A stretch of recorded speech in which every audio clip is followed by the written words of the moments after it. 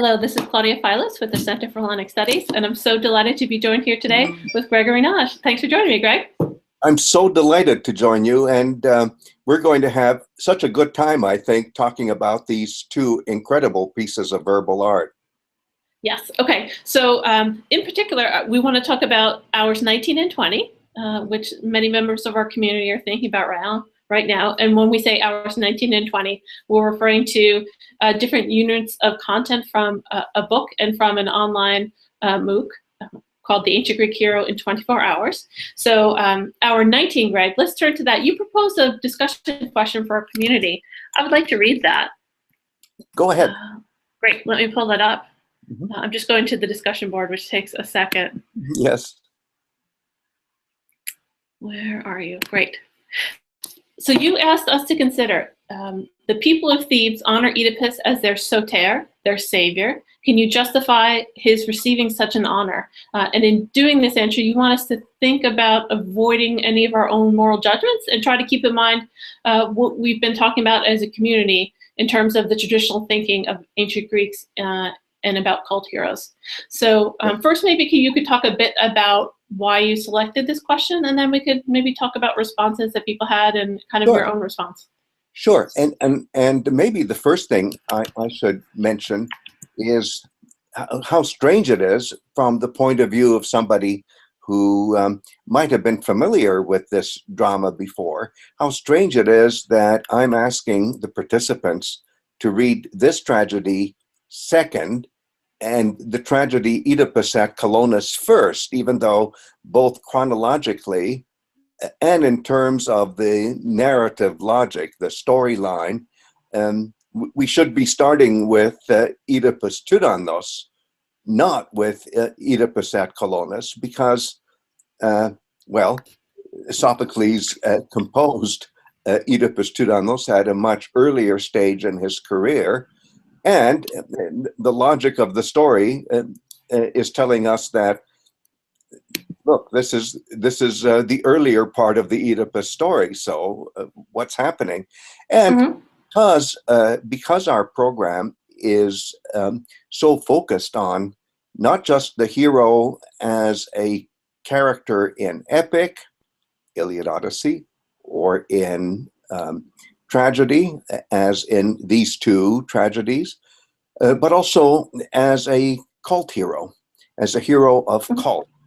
And it's pretty clear, I think, to the participants who've already experienced the Oedipus at Colonus that maybe there, more than any other place, the function of the hero as a cult hero is highlighted so clearly that, of course, I'm going to start with that. But then there's something else, which is that Sophocles already had in his mind certainly not just the status of Oedipus as a tragic hero, but also as a cult hero, even when he was composing the Oedipus turannos. And so, in a sense, our sensibilities are sharpened for understanding how the people who treat Oedipus as a savior in the tragedy that we're now talking about are getting the timing all wrong. He doesn't deserve to be worshipped as a cult hero, and yet already at the very beginning of the Oedipus turannos, people are definitely in the stance of worshiping him, and he's not even dead yet. So in terms of our experience with heroes can become cult heroes only when they're dead. And the people actually address him as a soter, as a savior. So you say, why? Well, it's because he liberated them from the plague represented by the Sphinx. Fine, but now there's a new plague, and nobody knows who's causing it, but this plague is a pollution. And as it will turn out, he is the pollutant himself, although he doesn't know it yet. So that's what I was agonizing about when I invited our participants to consider, well, why why should the people of Thebes treat him as a savior when he's not yet a cult hero? And yet he was their savior already, so to speak. It's just that, as I say, the timing was bad. If he had died, let's just be hypothetical, after saving the people from the Sphinx, he would be a cult hero and everything would be okay. But he's not dead yet. And not only that, he is the cause of something very bad. And that's what's so sad and so, shall we say, ultimately demoralizing about all of this for Oedipus himself. Of course, he's going to lose his sense of identity by the time the tragedy is finished. So that's what I was aiming at, and to make things even worse, the people understand that among the gods, Apollo is the savior, and if there's going to be a plague, you better play to Apollo to free you from the plague. And they're making a big mistake in praying to Oedipus instead. Right. So this also activates the whole problem of God-hero antagonism. And in a way, you remember when we started this whole sequence of readings, already in hour one, I was talking about God-hero antagonism, that there's a collision course between a divinity and some human who looks like a divinity. Well, this is a really good one because Oedipus is so proud of his intelligence and people respect him so much for his intelligence that they even worship him. But who's the god of intelligence? Who's the god of solar illumination? Well, it's Apollo himself. Right. So maybe I'm setting things up too much in saying, well, are they justified? And what I wanted to steer people away from is, no, they're not justified because he killed his father and slept with his mother. Well, that's not, shall we say, a reason not to worship a hero, because we know that all heroes in their lives commit deeds that are morally considered reprehensible, wrong, and sure, these two acts, whether he intended them or not, are wrong, and not only wrong, they're polluting. They are pollutant acts, and so of course, with that miasma, can I use the Greek word? With that stain on his record, can I say it that way? He is not to be admired. However, once he's dead, all that can be purified. So there's no obstacle for somebody to become a cult hero, even if he kills his father, sleeps with his mother, and if you look at other tragic figures, I don't know, cannibalizes his own children, or one of those other horrible dysfunctional things that can happen in the world of heroes.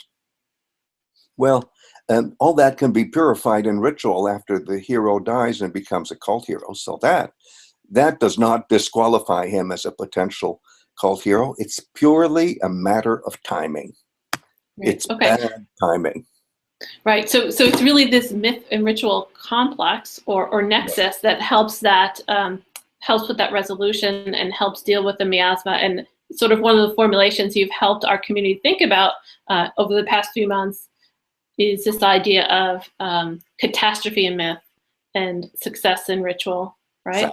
Exactly. And I like the way you put it. I think catastrophe is... Well, those are your words. Well, it's the Greek word. Right. And it's a really horrific downturn in somebody's fortune. That's what catastrophe means. Well, here you're setting me up, Greg, to prompt you to talk a bit about the clip from The Night of the Iguana. Yes. Because talk about miasma, talk about setting someone up for a downfall. Can you talk about this clip in this movie and why you have selected it as something that you've used as a teaching tool in your class for many years now?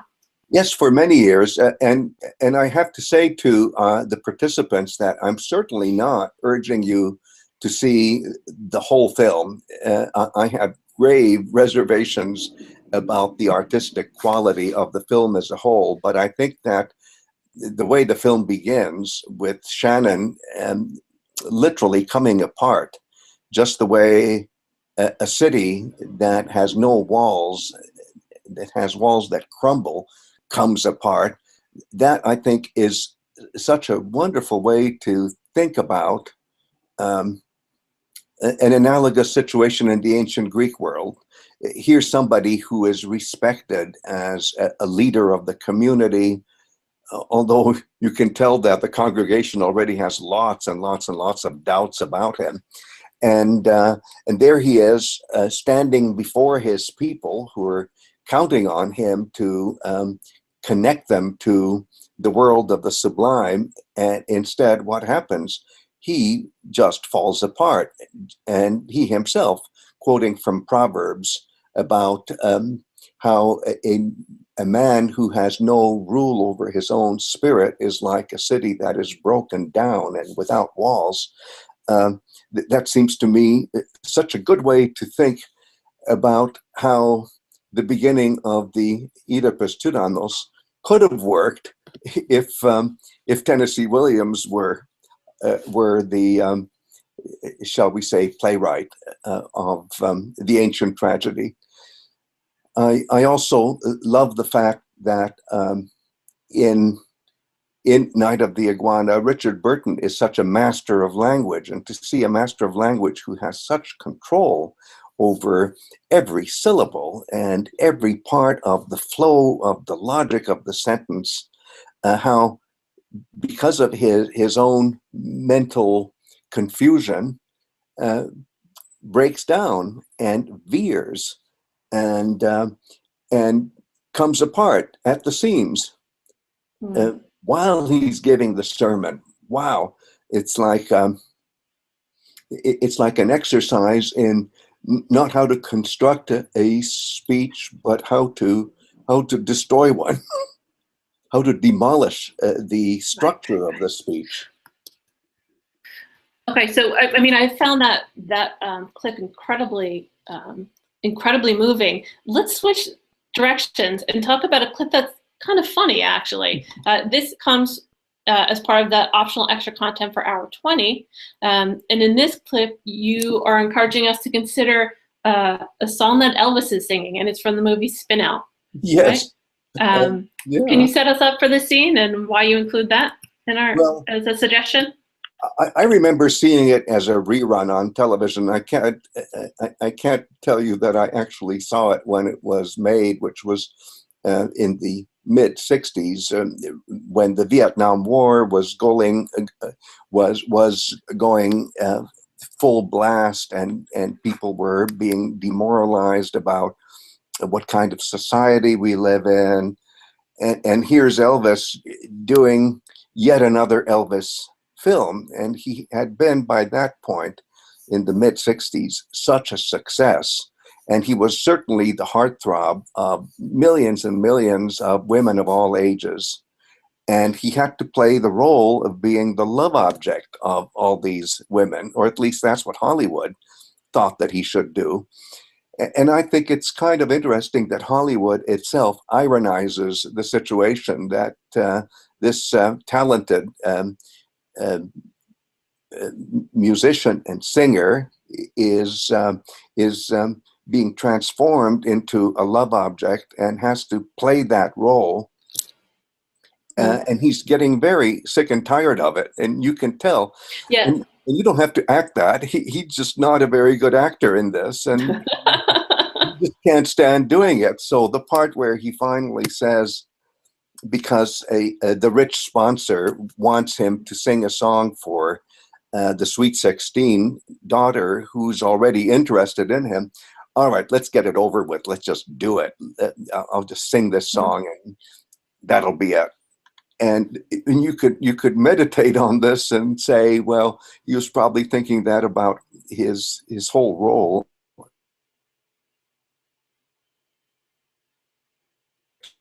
Was doing things that aren't anymore, just as that moment where he says, "Am I ready?" and then it looks as if there's going to be some romantic spark, and then just when the spark should ignite, instead he turns around and says, "All right, let's wrap it up and get out of here."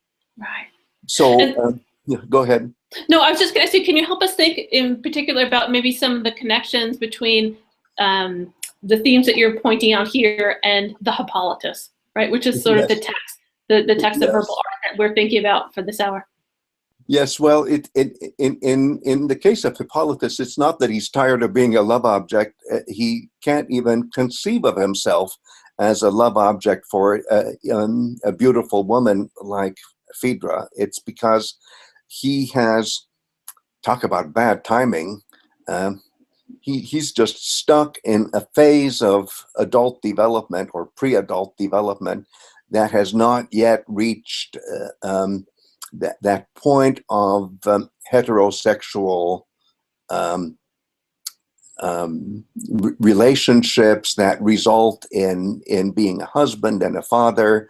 He's just not there. He's not there yet. He's not ready. He's not ready. And of course, Elvis sings that he's not ready, or am I ready? Well, he's not ready.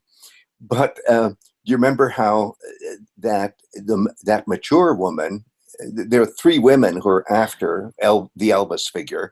Okay, hold on, Greg. I need to add one clarification. So for our community, we couldn't get a version of the whole clip that you showed in class, so we don't have that little preface. So can you tell us about that? It basically starts, all we have is the song while he's singing, okay? Can you help us set that up? Oh, well, okay. So there are three women who are after Elvis, and the one who's mature actually says, well, I'm ready.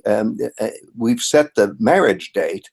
And Elvis is just shocked. Oh, I'm not committed to anything like that. And then the mature woman says to him, well, as soon as I have you tamed and housebroken, then you'll be the perfect man, the perfect husband. And at that point, of course, the millions of female fans of Elvis say, no, he's not going to be tamed and housebroken by any woman because he's our collective love fantasy. And so so there's all this reluctance on the part of the Elvis figure to reach a stage of heterosexual maturity. That's just not going to happen. In the case of Hippolytus, it's not that there's anything wrong with him. He just, well, how to put it, he's just in the world of heroes, and heroes can be dysfunctional in thousands of different ways. In his case, he just can't get out of the phase of adult heterosexual behavior. He's not,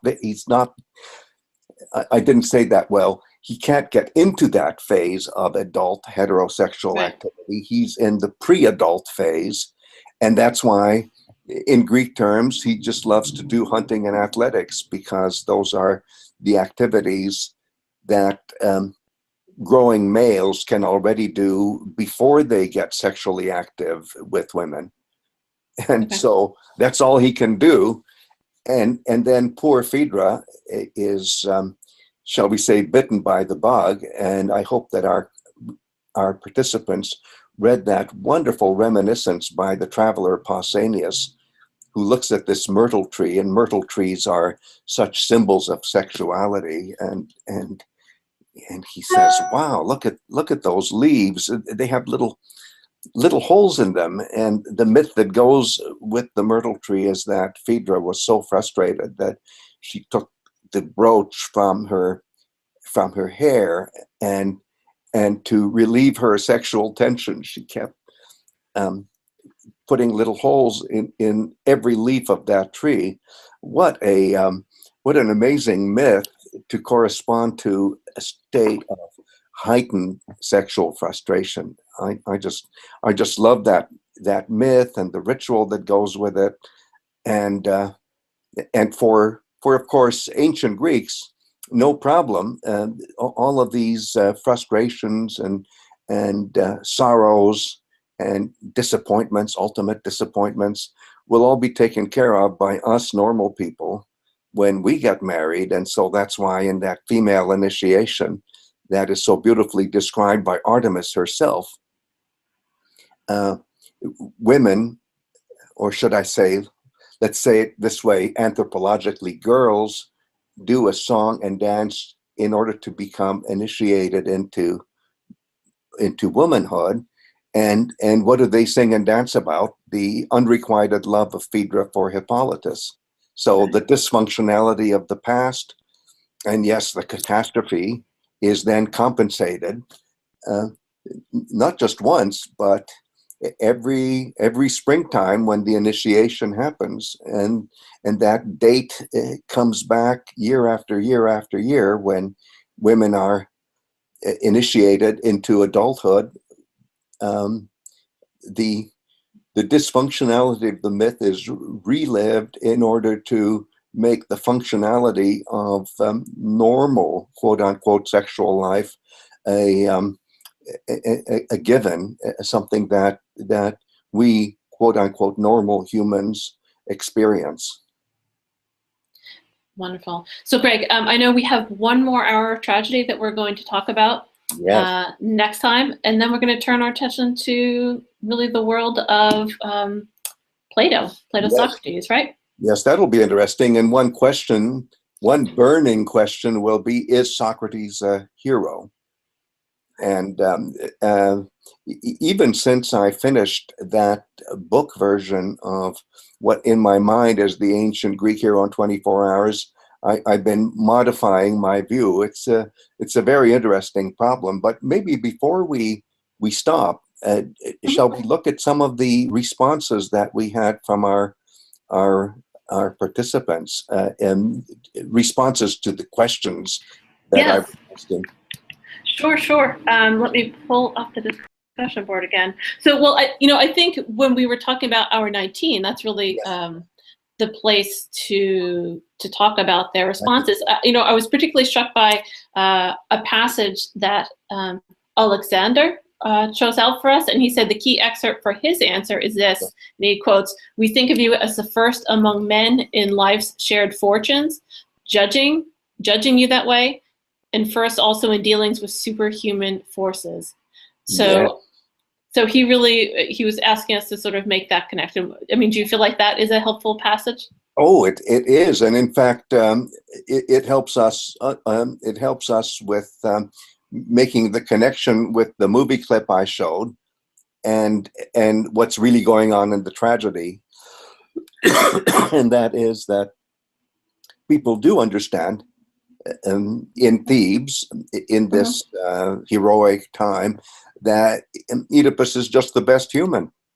He's the best, and he's the most intelligent. He could solve a problem that nobody could solve before, and it took intelligence to do it. That's how he overcame the Sphinx. And so the reason the community is already worshiping him prematurely is that he is so intelligent and he doesn't seem to make mistakes.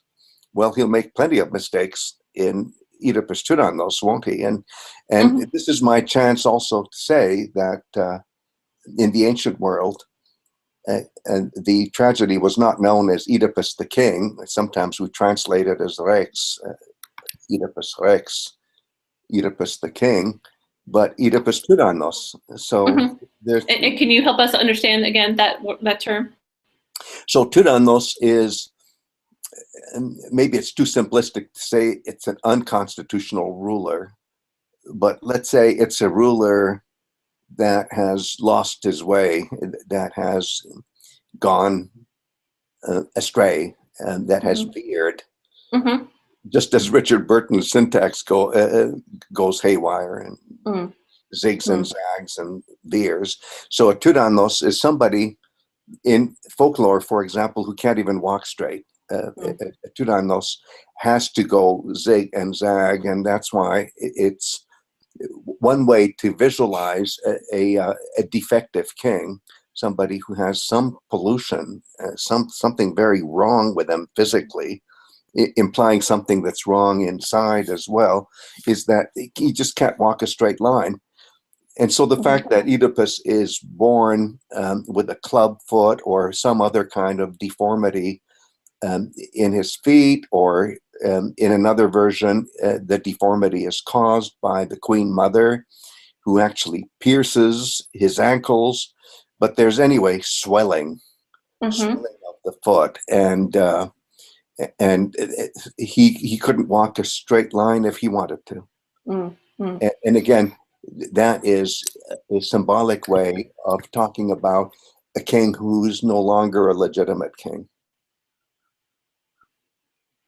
So I think that's a very canny choice of phrasing. I think that was a very good selection, because the wording that our participants selected focuses on how this person is so superior to everybody else that of course we have to respect them. And well, they say of course we have to worship him, but again, as I say before, the timing of that is wrong. Can I ask a question, Greg? Because one of the words I used before was this idea of a downfall. And yes. Now that I'm thinking about that, I'm not sure that that's a helpful term in terms of heroes, or is it? Oh, I think it is. And in fact, let's get back to the word that you use, that I like to use as well, catastrophe, which means like a downturn. Is there moments when our fortunes seem to be going upwards, and then there can be a downturn, and it's unexpected by the person who experiences it, but in a sense we can see it coming. Right, but sometimes I think downfall. We think for me, sometimes downfall feels like it's linked to this idea of a fatal flaw. Right, that there's somehow like there's this moral thing, whereas it can just be a simple. It could be a mistake, right? Like you say, oh, that was his downfall. Like his pride was his downfall. I get it. Yes, yes, as if something in your character.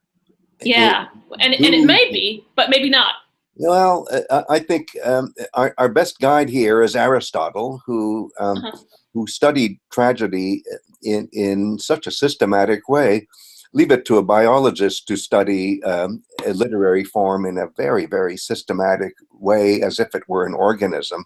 I like the way Aristotle thinks, and Aristotle says, look, you can't really separate character from plot. Which means that if somebody has a downfall, it's not just, oh, there's something wrong with me and the inside. There's something wrong with the situation. There's something wrong with the timing. And sometimes that can't be helped. It's just the way it is because of when you were where, and you experience a downfall, but that doesn't mean that there's necessarily something in you which inevitably leads you to it. But the moment I say it, I can't really say it, because for Aristotle, these things go together. Plot and character go together. All he's saying is you can't divorce character from plot. You can't just take Oedipus and put him under a microscope and say, oh, I think I see the fatal flaw here. And of course he's going to... Which none of our community members did. No one was sort of taking that approach. No. I know that, and that's why I so appreciated the participant who was talking about how the community admires Oedipus, and that's what makes it so tragic. And that's the kind of downfall we're talking about, where you don't see it coming. By you, I mean the character who's experiencing it until it happens. And we who participate in the downfall, we may see it coming before the character, even though he's larger than life, even though he's much more intelligent than we are. We see it already, but in this case, he doesn't yet. Yeah. Can I have one other follow-up comment or question about this idea about timing? Because it applies to some other conversations that have come up within the community. Can we talk about this kind of mythical idea of time? So let's say if someone is, let's say Thetis grieving for Achilles, right? Yes. So before he dies. Oh, and Greg, maybe you tilt your camera up just a little bit. Oh, okay. It has moved just slightly. Oh, that's right. I slipped off. That's okay. Slipped off the screen. Yes. No, not totally off. Just so we just want to recenter you. So I'm wondering if you could talk a little bit about this idea of how maybe Thetis could lament for Achilles even before he's dead, or Achilles has great anger. Yes. Yeah. Okay. You know what I'm talking about. No, yeah. I get it, and you used a tricky example because Thetis is, of course, a goddess who has infinite power. She may be socially inferior to the Olympian gods, but in terms of divine power, she's really up there. So, somebody could say, well, of course, Thetis sees it already because she's a goddess. But what you're really talking about is how, in a well-constructed tragedy, you may know what's going to happen to you without knowing it, so to speak. That is to say that there may be all sorts of hints that that you're aware that something is very bad will happen to you. You may have forebodings. In the case of Oedipus, it's precisely because he has forebodings that he tricks himself into then finding out the truth. So because there are all these traditional associations with different themes and different formulas, so that something can be, those themes can be present even before an action happens, right? Because before it quote unquote happens within that particular narrative thread. Yes. Because it's all happened already. It's all happened already, and what's so extra tragic is that for somebody like Oedipus, who's so smart, he can figure out everything. He's the last to figure out this particular problem, and that makes it even more ironic that, of course, he figures out what the riddle of the Sphinx is, about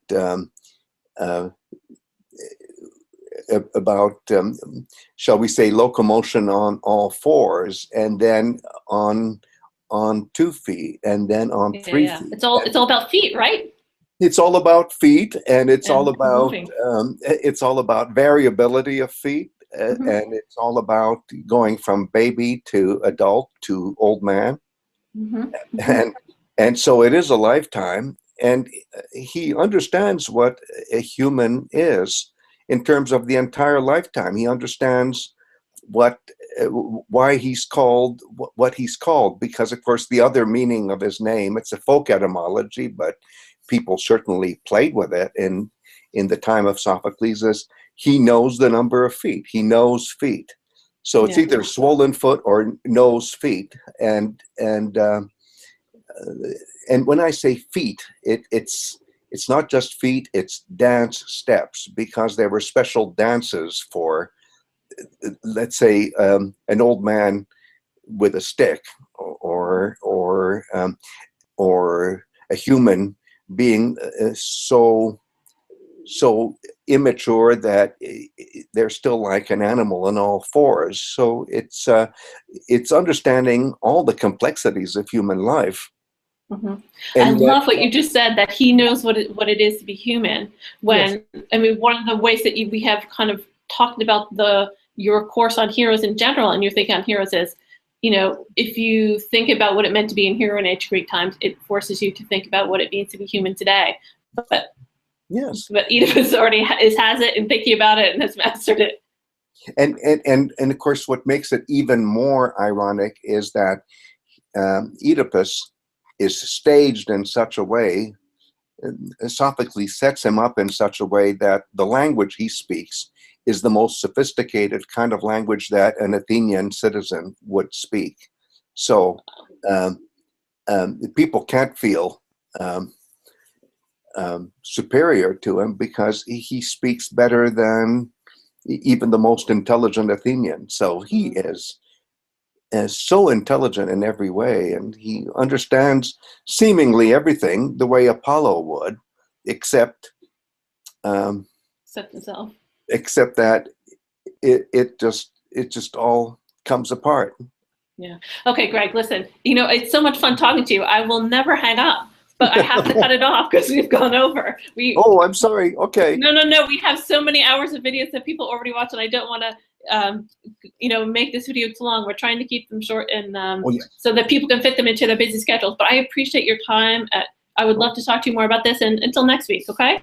And just one last thing. It was very funny when you said, "Hey, Greg, you're slipping off the screen." I thought, wow, this is like the professor is staging himself and then moving off screen. That's in the spirit of how an intelligent person like Oedipus can, shall we say, slip off the screen himself. Got it. Okay, Greg, thank you. All right, so we'll see you next week, Greg. Thank you for talking about this. Take care. Bye.